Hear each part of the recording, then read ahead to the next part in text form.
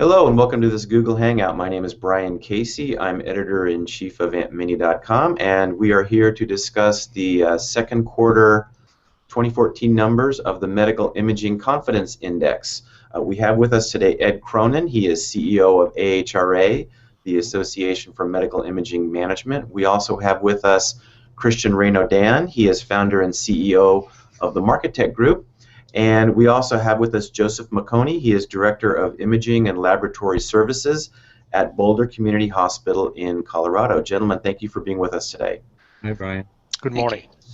So today's topic, the Q2 numbers of the 2014 Medical Imaging Confidence Index. And Christian, can you talk a little bit about the index and what exactly it involves? Absolutely, Brian. Thank you. Well, this is a joint initiative between the AHRA and the MarkeTech Group using our ImagePro panel, which is a panel of 600 administrative imaging directors in the hospital.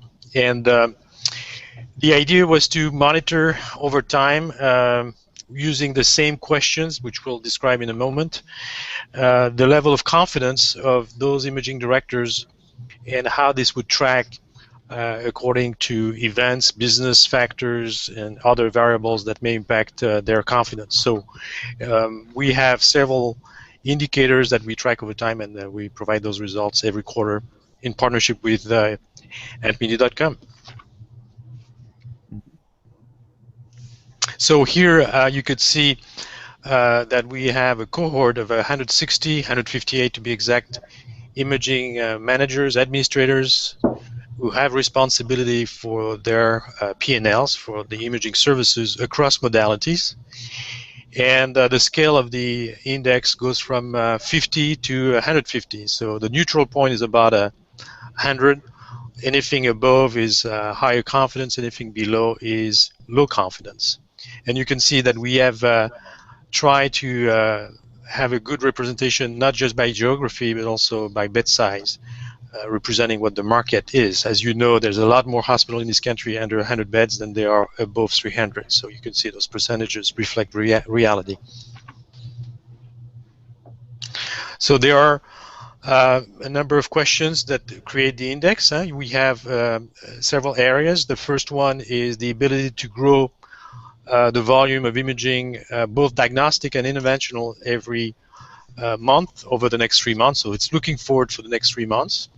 The second area is reimbursement confidence, so whether Medicare will not continue to be reimbursed at the same rate over the next 3 months. And then the third area is I can't see the screen. is the third area. I'll get on my own. The operating cost. Internal staff costs, whether those costs will remain constant. So they include both operating expenses and labor. And this is the third area. The next area is access to capital. And this is their confidence to be able to secure budget for their IT and imaging equipment needs. So we do include PACS in this index, not just imaging modalities. And then finally, the ability to continue to grow as a profit center, whether they are optimistic or not, both on the diagnostic side and interventional side. So if we wanted to segregate every component of those questions in the index, we could, but we usually track only those 5 high-level areas over time. And then there's a single number, the aggregate that kind of exactly. The overall index is a composite of all those questions. And it turns out that the composite is not very interesting, actually. As you will see, over the years, it's been relatively flat. So those are the regions that are represented in percentage. Again, we try to match density of hospital representation.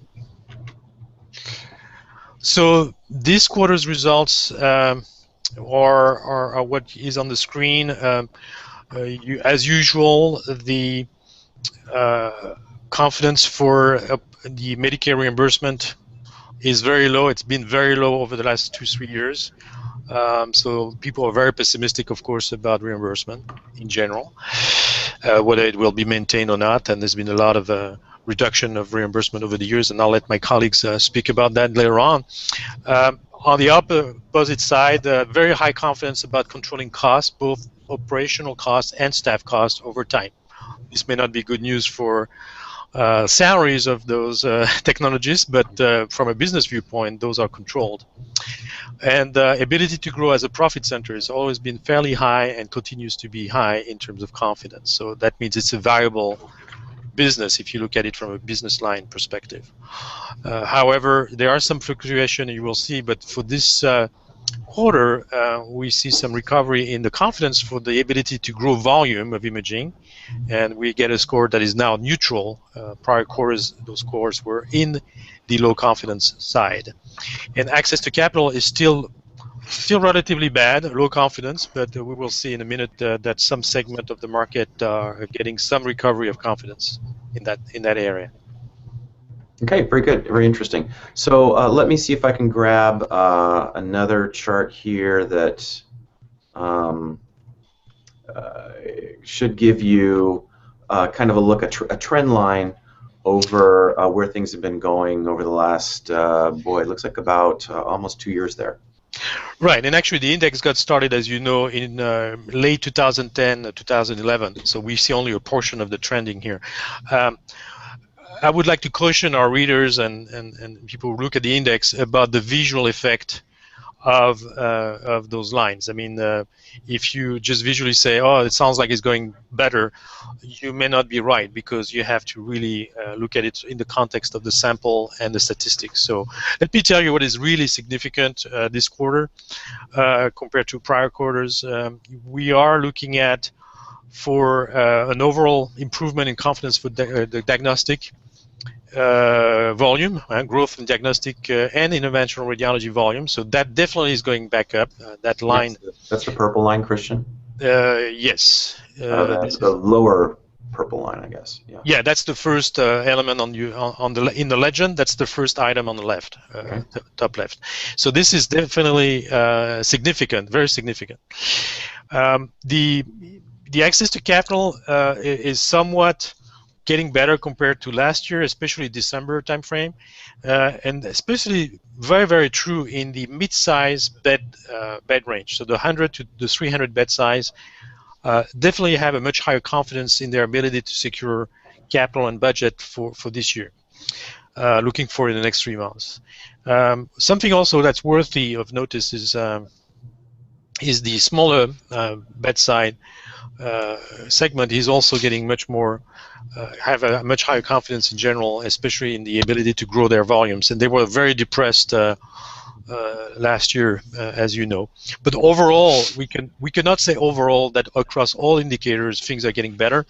They're still very pessimistic about Medicare. They're still thinking they do very well in controlling cost and maintain the growth as a profit center. Is about the same. We are not back to the pre-12 recovery scores. I mean, we were back 11 and 12 having a business that was relatively confident overall. We're still below those trending as of today, but there's some elements of recovery, and there's some reasons to be a little bit more optimistic than we were last year. Well, good. Thank God, because when we talked 6 months ago, right before RSNA, things were pretty gloomy. It was, yeah. So Ed and Joe, maybe we could kind of throw things out to you. If you could talk a little bit about what you guys are seeing out there. Is the sentiment that you're seeing in at imaging centers and radiology departments, does it kind of mirror what we're seeing in these charts, in these numbers, or is there a different story out there? Ed?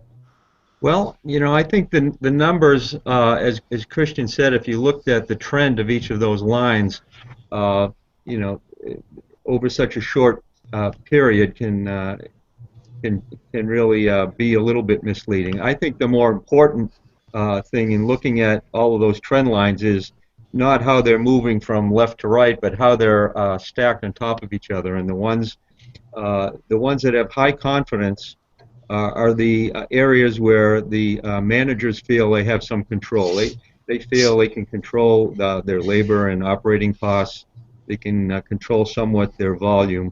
The things that they can't control, the reimbursement rates, and in some respects the capital availability, they have lower confidence. So really, I think what this is demonstrating, the fact that there is overall confidence at a pretty high level that they'll be able to maintain operations as a profit center, reflects, the need for really a competent manager who's able to do more with less, because I think that's what is still the message that our members are hearing. That it's Joe, yeah, go thanks, ahead. Ed. Joe, what sort of things are you seeing out there in the field?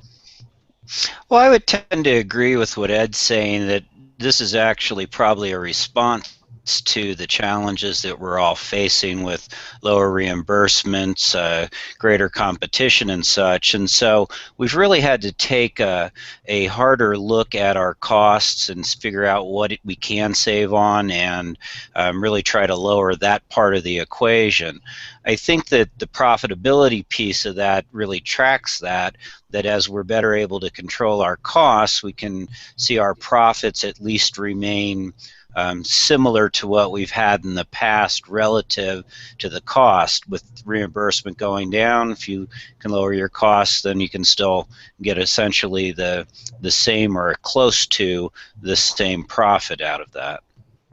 Now, things have been pretty rough in radiology for the last 5 or 6 years. What kind of impact has that had on your department, and what kind of things have you had to do to respond to that? Well, I'll tell you, some of the things we've had to do is really look at hours of operation and some of the services we've provided.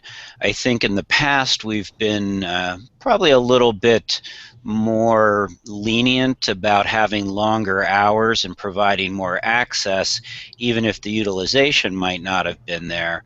As you're really trying to contain your costs, you start to look even closer at utilization, and sometimes where you can save money is, maybe it's not a 10-hour day at a clinic that's open, maybe it's an 8-hour day, or maybe you're not going to provide certain services if they're being provided by someone else, and you're seeing your volumes change. So we're looking at service lines, we're looking at hours of operation, we're also looking a little bit more closely at cross-training, which kind of has come and gone over time, but utilizing cross-training a little bit more to cover more than one modality in times that are slower.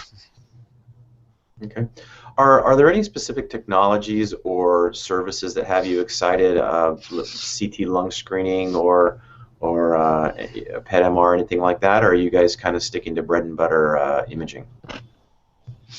I guess I'd say rather than any particular modality, because we're still interested in all of the ones that we have, but what is changing a lot has to do with our pricing structures and how we remain competitive, especially against independent imaging centers that have undercut price over time. Interesting. Are you seeing any impact from the Affordable Care Act, aka Obamacare? Is that affecting volumes at all? It is, but very, very little. I think that's going to be a longer-term window. It's certainly out there, and we're seeing some pressures, but at least in the market that I'm at, it hasn't had a huge impact on us yet. Okay, very good. So as we move into summer, what sort of things, Christian, Ed, Joe, what sort of things do you think we might be able to expect? Do you think this trend line of optimism is going to continue? Yeah, yeah, go ahead, Ed. yeah, I would say I would expect it, to continue. I still think there's a lot of uncertainty in the market. What's going to happen with the Affordable Care Act and the elections and all that sort of thing, and I think until we get through this period, that things are, I'd expect most of those lines to stay pretty consistent unless something dramatically changes. I think there'll just be maybe some movement around the edges. Okay.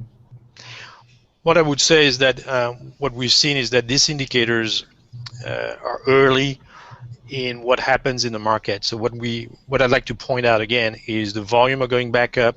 They're confident that the volume will go up, which means that you will have to invest in throughput, in new modalities, new equipment, or additional equipment, or replacing the one that doesn't have the throughput you're looking for.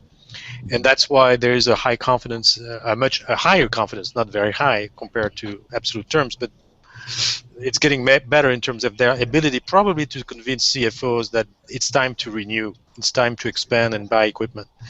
And so I think this is not something that will happen just for 2 months and then this is over. I think it's probably here to stay. And there are other indicators outside this index that tells us that now it's time to be able to be competitive and continue to grow to meet that demand, this new volume. Good. And Joe, what's on your radar for the next 3 months?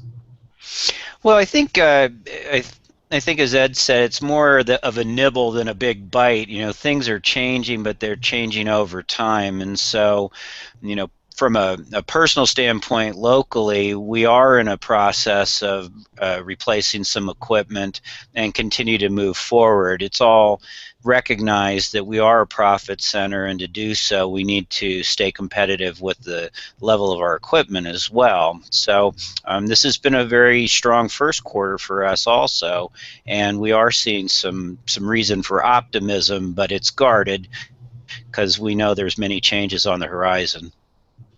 All right, I think that could be the theme for this quarter is guarded optimism, and that's a good thing. So, gentlemen, I'd like to thank you all for being with us today.